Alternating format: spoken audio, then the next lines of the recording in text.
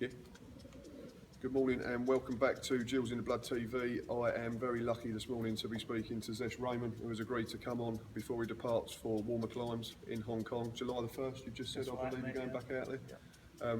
But no, he's agreed to come on today and have a chat about his time at Gills and obviously his career in general, which is a slightly more interesting one, I suppose, in terms of the stereotypical English footballer.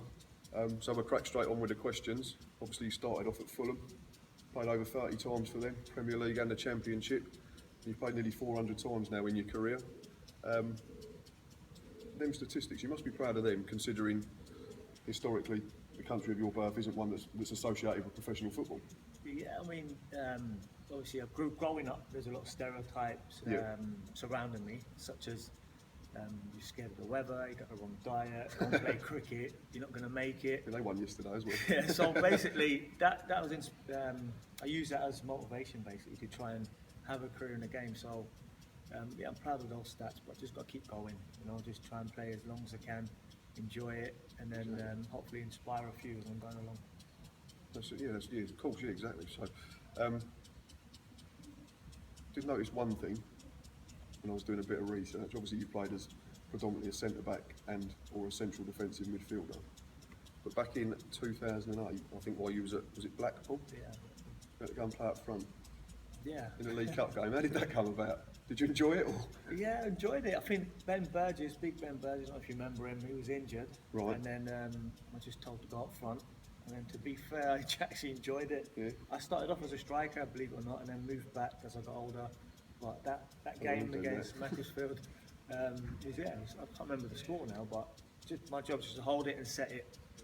Set it. Link play, basically. Basically, yeah. So it was nothing special, but it was enjoyable. Do the job. But you can't remember if you won. Can't remember the game. I think we won. I can't remember, to be honest, mate. They should have put you up there more often if you won. Target man. We could have done with one of them last season, to be fair.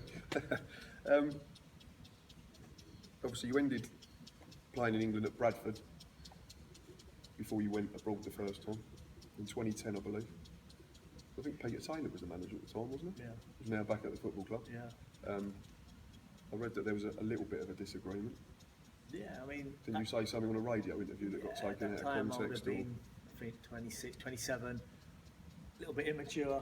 I said something on the radio. Frustrated as well because you weren't playing and... Yeah, obviously, whatever's happened has happened. It's water under the bridge. Of course. Time has gone by, we shook hands and I moved on in the right way since then. But I think I was 27, a little bit immature. I said something which I shouldn't have said. And then that led to a whole different world of opportunities. So I believe everything happens for a reason. Of course. And just on the record, I'd just like to wish Pete all the best in his new role here in Gillingham. Yeah, he started promising me. I'm sure it'll be a successful plan. So what made you take the decision to go completely different from, obviously you played in Premier League, Championship, League One and League Two, and you was obviously enjoying it because you've been doing it for a few years, to then go to the other side of the world effectively? What made you do that? Just wanted a complete change? No, sometimes you can't pick and choose the opportunities that come up. Sure. In football, sometimes an opportunity comes up. Actually, when I got the call, I hung up about 3 or 4 times. So I thought it was a wind up. Right. But then eventually I had to listen to them. I went over the next 2 or 3 days to have a look at the club. And when I arrived there, Long-Tom United, massive club, 25,000 seat stadium, all the facilities, and then just decided within 2 or 3 days just to sign there and follow the gut instinct. Sometimes you have to, don't you? Yeah, sometimes. And it almost picks you, I suppose, the opportunity. Sometimes it almost picks you as much as you picking it. That's right. So when I came back, had a chat with Peter Taylor, we agreed on to finish the contract, and then I went out there and I was there in Asia for the next 6 years. So it was a life-changing opportunity, which I really enjoyed. Yeah. So you touched on Muangthong United. You pronounce it better than I did. Yeah, it was Muangthong, mate. But did you not? Was it you played under Robbie Fowler? Yeah, Robbie came out in the second half of the season. As gaffer? As a player first, and then player gaffer. Right. So, but we got on really well.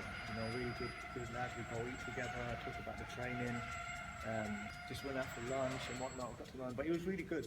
I think he'll make a good manager when he goes down that route full time.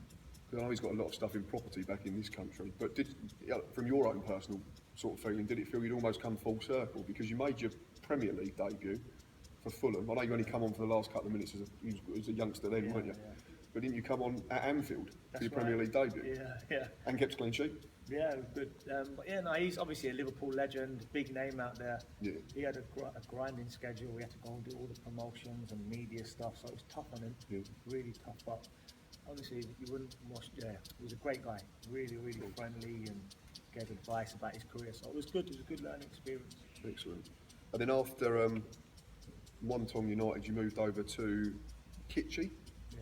I believe, and you pretty much cleaned up out there, didn't you? I think once you went out there, you won the, was it the treble? I've got written down here. You won the treble, which was the, so you won the league, because they had slightly different names out there. Yeah, So the league, their FA Cup, and what I assume was like their League Cup. That's right. Yeah. So you won all of them, and you got named in the Hong Kong BMA First Division Team of the Year. Yeah, no, that was a really good experience. We had actually what I'd call a proper family atmosphere. Right. You know, because you're allowed 4 foreign players and the rest are local, so the foreigners and the Ah, locals right. have to mix.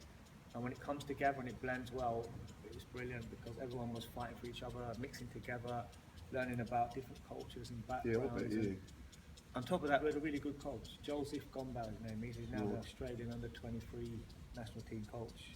Played a nice style of football, and Yeah.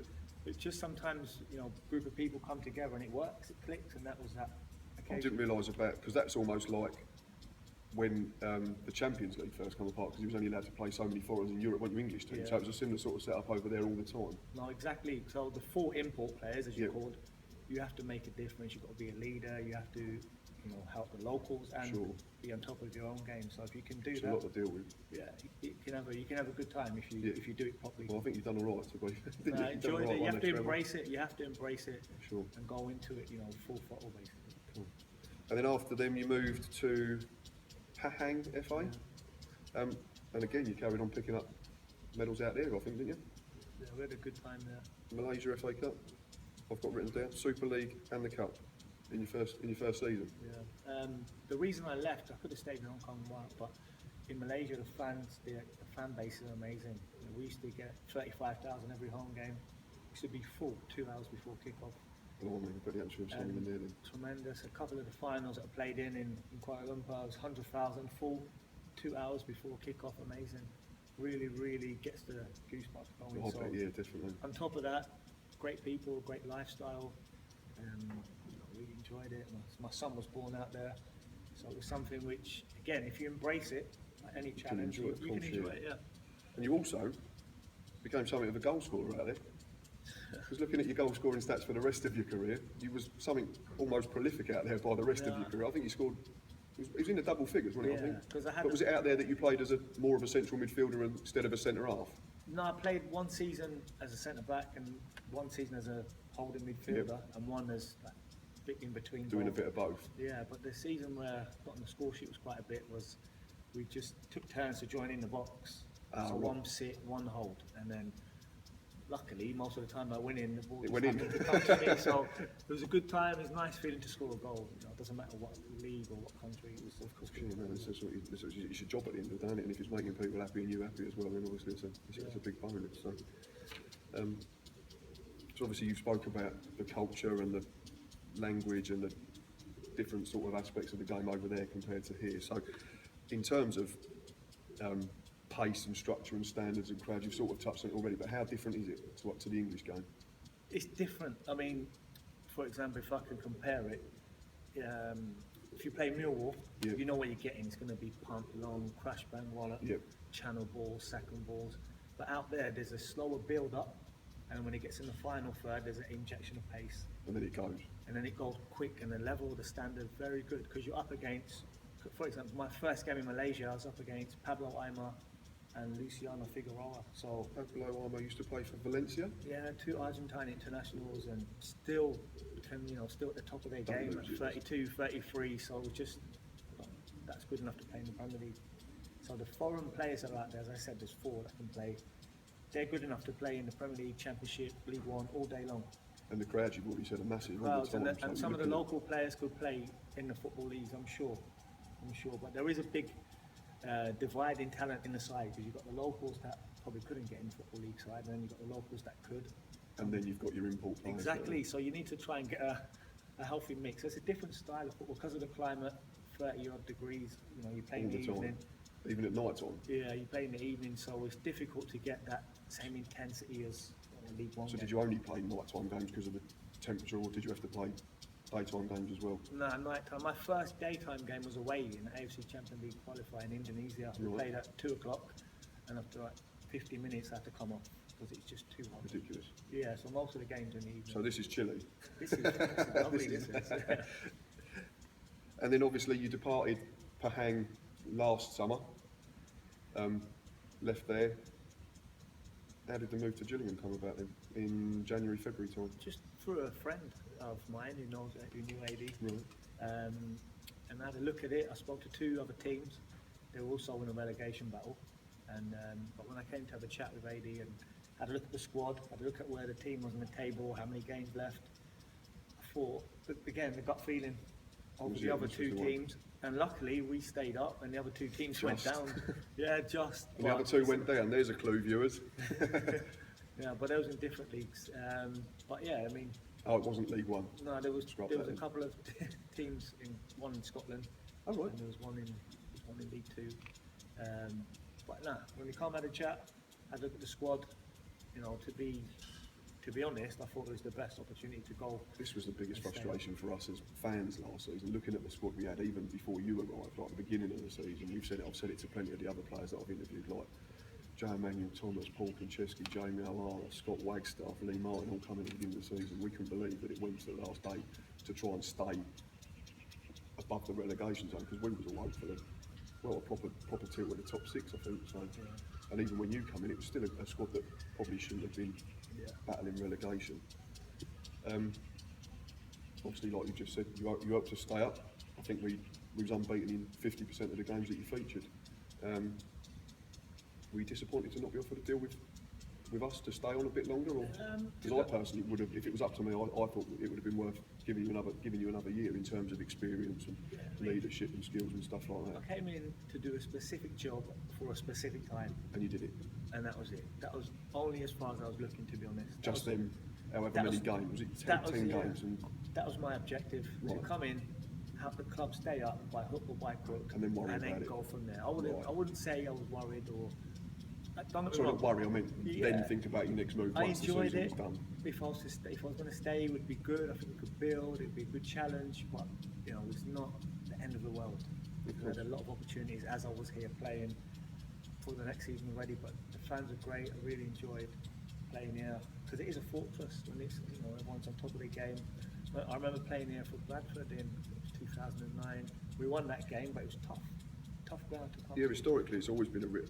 But going back to when AD was playing, it was under, like, back in the time when Peter Taylor and before that Tony Pulis, it was an hard place to come. No, people, like I said, I didn't want to it, come here, but I think we've lost that slightly. I don't worry about the things that I'm not in control of. It's Sure. just the decision about recruitment, who's coming, who's going. I can't control that, so I'm just control your just can control what I'm doing, and you know, luckily now I'm sorted out. I had a lot of options to choose from. Actually, do come quite across as super laid back, to be fair. Like, nothing seems to. You don't. I've only met you like this morning, but you seem to come across as that you don't get fazed by, like you don't get too excited by stuff, but you don't get too stressed out by. Would that be a fair assumption? Yeah, I think I've learned that through relegation battles that I had at QPR for them. When you win, you got to enjoy it and then let it go quick. When you lose, it's not rock bottom. You got to stay in that middle ground. That's it, and then go to the next one. Otherwise, you're going to be all over the place, yeah. Emotionally, mentally. So you've got to try and control that sure. as much as you can. So back to sort of your career as a whole. First British Asian to play in the Premier League, and all 4 of the English professional divisions. Also, the first Pakistani international to play in Thailand, correct? And the first Pakistani to feature in the AFC Cup in Hong Kong. What is the AFC Cup exactly for the viewers? Basically, you have the Europa League and the Champions League. The AFC Cup is the Asia equivalent of the Europa League. Right. Europa League, and then you have the AFC Champions League. So the one above. Oh, right. Just so it's the one effectively above, the same format. exactly the same format. Yeah, we've played in AFC Champions League qualifier games, but to play in that, you need to be playing for teams in China, Dubai. Oh, like that Super League where it's all gone a bit crazy. It's just gone up a whole new level. The money out there is ridiculous at the moment, isn't it? So again, similar question. How proud are you of them records? Because obviously that's a massive achievement for anyone. Yeah, you know, taking into account where I was growing up and some of the barriers that I faced growing up. You know, I don't want to go into it. I No, think of course. it's something I'm proud of, but ultimately I want to use that to make a difference, to help inspire the next generation of So kids. is it something maybe you'll look back on in a few years when you stop playing yourself and think, actually, yeah, I've done all right. Rather than because you're still playing now, like you said, so you're still trying to control the stuff that you're doing while you can play the game. Yeah, So I obviously mean, you're proud of them, but when you look back in a few years, maybe with your kids and that, you're going to go, you had a very good career. yeah, no, I'd look back and I'm not one to dwell on things, Sure. good or bad. So if I look back, I like to look forward. So it'd be great to say, right, did this.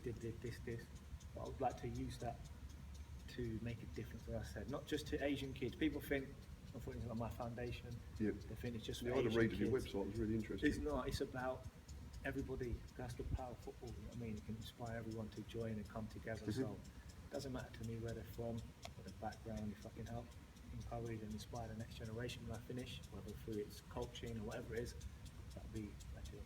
Excellent. Did I read correctly, just to go off on a slight tangent, you played against Arsenal in a pre-season friendly when you was out there? Yeah, we played Arsenal. We drew 2-2 that game in the Hong Kong Stadium. Yep. It was 40,000 fans, great And this was atmosphere. a They come pre-season from friendly. their pre-season tour, yeah. And then the following season we played Man United out there. And I think now in Hong Kong they've got the Premier League trophy out there as well. So Yeah, that's been it's going for a while, I think.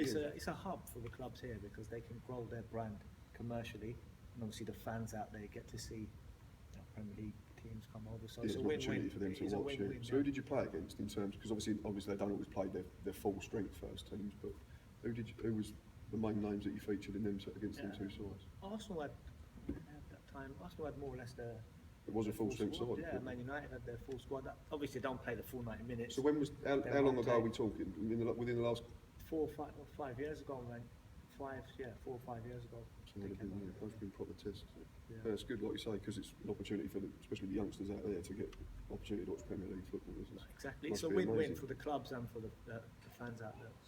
And we've spoken briefly about you and how you want your foundation and that to grow and inspire youngsters. So in terms of the growth of the game in Pakistan, will we get to the point eventually where we see more and more youngsters be able to come and play in the European leagues, in the major leagues in Europe, like in England or Spain, Italy, or are we still a way off? Yeah, still a way off. Still a way off. That's not going to happen anytime soon. My Right. focus, because I was born here in the UK, so Yeah. my main energy and focus is trying to, help the kids here.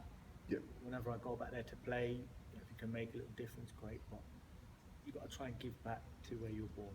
Sure. I mean, I'm born and bred here, so that's my first priority. In terms of the game out there, it's still a way off.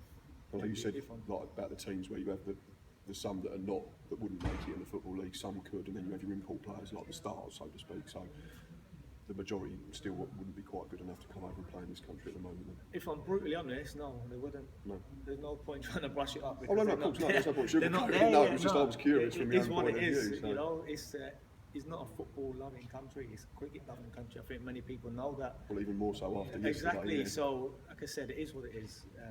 So who did you support in the semi-final? To be brutally honest, I didn't even watch it. I don't like I cricket. was just obviously because you said you were born in this country, but Yeah, but I don't watch cricket. Obviously, I'm aware of what happened in the games, but watch for 5 minutes, I get bored. Football, man. I miss the football season. yeah, I think we're all starting to get there a bit now.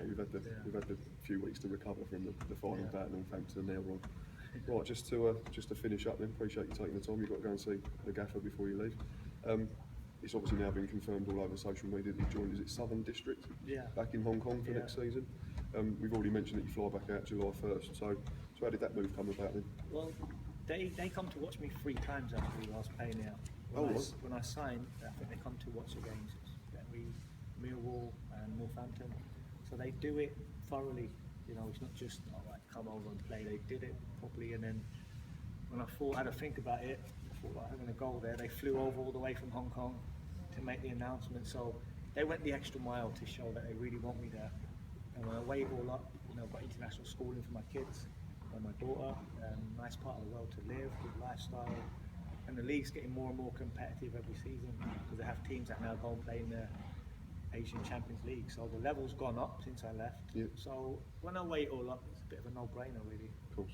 Like, and you know the game out there as well, which helps as well. I suppose if you'd never been out there previously, it might have been slightly different. No, exactly. But I think the fact that they flew all the way over, So it shows that's strong making the effort, yeah. over the other countries that I could have gone to. The other Yeah, because the clubs, that picture was- of you with was that, I take it that was the chairman or Yeah, that's the manager. He was in London, I think. I'm Yeah, sure there was a so- signpost in the background that said like Sunbury on Thames or something. Yeah, he's- so he come over all the way here. So well, I that think, shows willing, doesn't it? Yeah, so Yeah, you I can't mean, really argue that's- with that. Did you have many offers from yeah, more local? Or? yeah. There's a few clubs that I said, but I think it's disrespectful to name those. Oh no, I'm not clubs. asking. But obviously, you were still getting offers from the Football League. No, because I played here. We had a couple of good results, and we lost a few, but it's back in the window, if you like. So clubs were Gives you an aware of. opportunity, don't you? Like you say, it makes people aware of Zesh Rehman, the football, and again in this country. So. Yeah, so weighing it up, I thought it was just the right time to go back. I had a good spell coming back, good stint. I enjoyed it. The decision based on football, the stage of my career, and also my family. So. But yeah, because you are, no disrespect, you're probably starting to think about after playing now. Would that be a fair assumption? Because you're 33 now, so you signed a. What's the length of the deal you signed out there? It's undisclosed, mate. I have to Okay, keep no it. problem. Yeah. So- So basically, I'm just trying to play as long as possible. Of course. I think I've got another 3-4 years easily. There you go then. So I'll just try and go as long as I can, enjoy it, and then see what life holds when you finish. Excellent. Appreciate you talking. All right. No Appreciate worries, that a lot. Thanks for watching as always. Please keep liking, please keep subscribing, and until next time, up the Gills.